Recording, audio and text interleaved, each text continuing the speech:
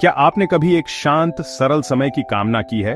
Jack Finney की third level आधुनिक जीवन के केओस से बचने की इस चाहत को एक्सप्लोर करती है।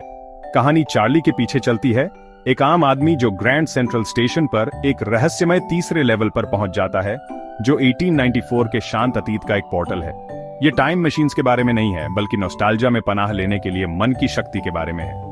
चार्ली की यात्रा शांति की तलाश है। इस बात पर एक विचार है कि हम वास्तव में क्या महत्व देते हैं, प्रगति या शांति। जैसे जैसे हम चार्ली के पीछे चलते हैं, हमें अपनी सीक्रेट एस्केप्स पर विचार करने के लिए बुलाया जाता है। वे तीसरे लेवल जो हम वास्तविकता से कंफर्ट पाने के लिए बनाते हैं।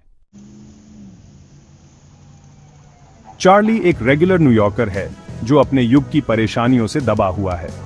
उसकी रोजमर्रा की जिंदगी भाग दौड़ और तनाव से भरी हुई है, जहां हर कोई आगे बढ़ने की कोशिश में उलझा है। चार्ली भीड़ में अकेला महसूस करता है और उसे लगता है कि उसकी असली खुशी कहीं खो गई है। उसका स्टैम्प कलेक्शन उसकी पहली एस्केप है। शांत समय में एक छोटी सी खिड़की, पुराने स्टैम्प्स को छूते हुए वह एक अलग दुनिया में चला जाता है, जहां समय धीमा है और हर टिकट एक कहानी कहती है। यह उसका अपना छोटा सा रिफ्यूज है, जहां वह खुद को फिर से पा सकता है। लुइजा, उसकी व्यावहारिक और प्यारी पत्नी, तीसरे लेवल के साथ उसके ऑब्सेशन के बारे में चिंतित है। उसे डर है कि यह स्ट्रेस का एक संकेत है। लुइजा चार्ली की भलाई को लेकर हमेशा फिक्रमंद रहती है और चाहती है कि वह अपने जीवन में संतुलन बनाए रखे। वह उसे सैम वेनर, उनके दोस्त और साइकियाट्रिस्ट से मिलने के लिए कहती है। लुइजा को उम्मीद है कि सैम चार्ली को समझने और उसकी मदद करने में सक्षम होगा। सैम, जो हमेशा रैशनलिस्ट है, चार्ली के एक्सपीरियंस को विश फुलफिलमेंट कहता है, आधुनिक दबावों से पैदा हुई एक फैंटेसी। सैम के लिए यह सब इमेजिनेशन है, एक टेम्पररी एस्केप जो असलियत से दूर ले जाता है। फिर भी अपने स्केप्टिसिज्म के बावजूद लुइजा और सैम दोनों शांति के लिए अपनी खुद की चाहत दिखाते हैं। वे भी कभी कभी सोचते हैं कि क्या कोई और आसान शांत दुनिया हो सकती है। ये तीनों मिलकर वास्तविकता और भागने की इच्छा के बीच तनाव दिखाते हैं।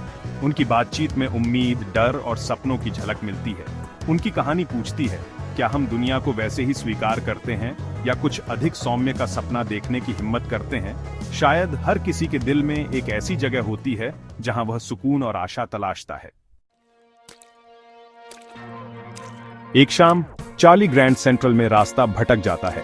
स्टेशन की भीड़, शोर और भागदौड़ के बीच वह खुद को अचानक अकेला महसूस करता है, जैसे वह किसी और ही दुनिया में आ गया हो। तभी उसकी नजर एक ढलान वाले कॉरिडोर पर पड़ती है, जो उसने पहले कभी नहीं देखा था। यह रास्ता बाकी स्टेशन से अलग, रहस्यमय और लगभग छुपा हुआ लगता है। जैसे ही वह कॉरिडोर में आगे बढ़ता है, हवा में एक अजीब सी ठंडक और सन्नाटा महसूस होता है। अचानक स्टेशन बदल जाता है। गैस लाइटें टिमटिमाती हैं। लोग 1890 के दशक के कपड़े पहनते हैं और पूरी दुनिया धीमी, नरम और सपनों जैसी लगती है। चार्ली को धीरे धीरे एहसास होता है कि वह किसी और समय में आ गया है। एक पुराने अखबार की तारीख और बाहर के नज़ारे उसे यकीन दिलाते हैं कि वह 1894 में है। हर चीज, हर आवाज, हर चेहरा, सब कुछ अतीत की कहानी कहता है। कोई डर नहीं है, केवल आश्चर्य है। उसे वह शांत अतीत मिल गया है जिसकी उसने हमेशा कल्पना की थी।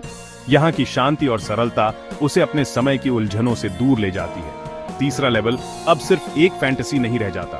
यह अपने समय के स्ट्रेस और भागदौड़ से एक वास्तविक एस्केप है, एक ऐसी जगह जहां सब कुछ सरल और सुकून भरा है। ये खोज अब चार्ली का ऑब्सेशन बन जाती है, उसकी चाहत और उम्मीद का एंकर। वह बार बार उस रास्ते को ढूंढने की कोशिश करता है, उस दुनिया में लौटने के लिए। चार्ली के लिए तीसरा लेवल इस बात का प्रमाण है कि एक अधिक सौम्य, शांत और सुंदर दुनिया अभी भी मौजूद हो सकती है, अगर आपको पता है कि कहां देखना है और अगर आप उसमें विश्वास करते हैं।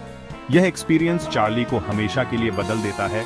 उसे सिखाता है कि कभी कभी असंभव भी वास्तविक हो सकता है, अगर आप उसे महसूस करने का साहस रखते हैं।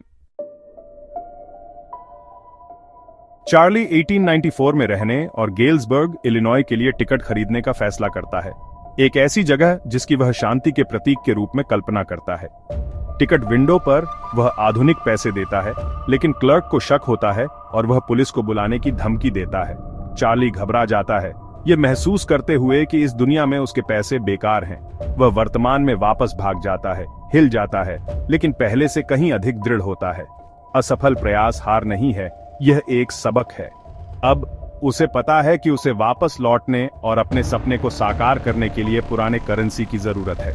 तीसरा लेवल केवल एक फैंटेसी नहीं, बल्कि एक पहुंचने योग्य लक्ष्य बन जाता है।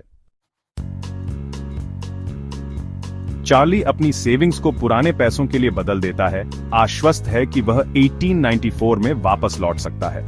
लुइजा उसके ऑब्सेशन से चिंतित है, उसकी सैनिटी के लिए डर रही है और उसे रुकने की भीख मांगती है। सैम, साइकाइट्रिस्ट, जोर देता है कि तीसरा लेवल सिर्फ एक फैंटेसी है, चार्ली के स्ट्रेस का एक प्रोडक्ट। चार्ली आगे बढ़ने की कोशिश करता है, लेकिन तीसरे लेवल की याद बनी रहती है। उसकी जेब में पुराने बिल इस बात की लगातार याद दिलाते हैं कि उसने क्या खोया है और वह अभी भी क्या ढूंढने की उम्मीद करता है।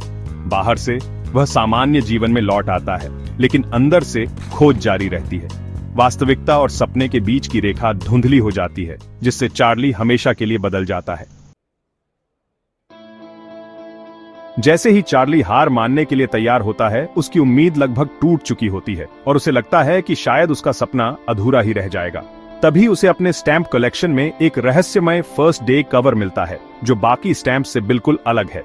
एनवेलोप के अंदर सैम का एक पत्र है, जिसकी लिखावट में एक अजीब सी बेचैनी और उम्मीद दोनों झलकती है। पत्र पर 1894 की मुहर लगी है, जो इसे और भी रहस्यमय बना देती है। पत्र में सैम ने गेल्सबर्ग में जीवन का खूबसूरत वर्णन किया है, शांत गलियां, पुराने पेड़ और एक ऐसी दुनिया जहां भाग दौड़ नहीं है। सैम अर्ज करता है कि चार्ली और लुइजा तीसरे लेवल की तलाश कभी न छोड़ें, क्योंकि वहां सच्ची शांति और खुशी मिल सकती है। रैशनल सैम, जो हमेशा स्केप्टिक था, अब खुद एक बिलीवर बन गया है, क्योंकि उसे अतीत में अपनी खुद की एस्केप और सुकून मिल गया है।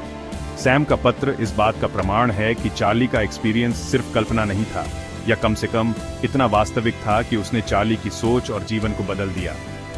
चार्ली को पता चलता है कि सैम ने पुराने करेंसी खरीदे ताकि वह 1894 में पूरी तरह से घुल मिल सके।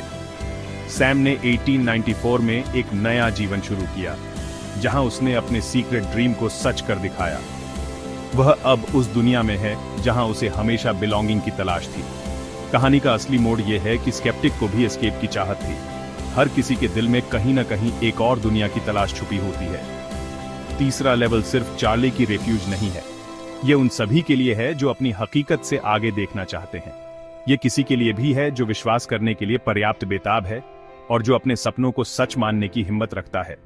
फैंटेसी और वास्तविकता के बीच की सीमाएं धीरे धीरे घुल जाती हैं और दोनों एक दूसरे में समा जाती हैं। अंत में केवल आशा और विश्वास ही रह जाते हैं, जो हमें आगे बढ़ने की ताकत देते हैं। दी थर्ड लेवल टाइम ट्रैवल की कहानी से कहीं ज्यादा है, यह एस्केप की जरूरत पर एक मेडिटेशन है। चार्ली की यात्रा एक स्ट्रेसफुल दुनिया में शांति की हमारी खोज का एक मेटाफोर है। कहानी वास्तविकता और कल्पना को धुंधला करती है। यह पूछती है कि क्या हमारी आंतरिक दुनिया बाहरी दुनिया जितनी वास्तविक हो सकती है। सैम का पत्र बताता है कि तीसरा लेवल उन लोगों के लिए मौजूद है जिन्हें इसकी सबसे ज्यादा जरूरत है।